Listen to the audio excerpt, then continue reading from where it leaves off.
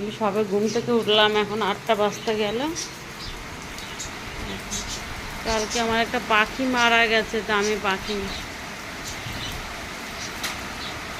ভাল লাগে না এত কষ্ট করে করে যদি কিছু, নিজেরা মারামারি করেছে ওরা। দেখো কি ঝড় বৃষ্টি হচ্ছে।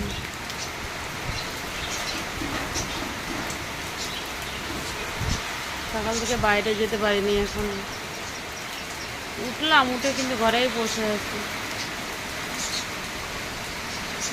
সব গাছপালা একদমই হয়ে গেছে, এখন বেশি হচ্ছে বৃষ্টি।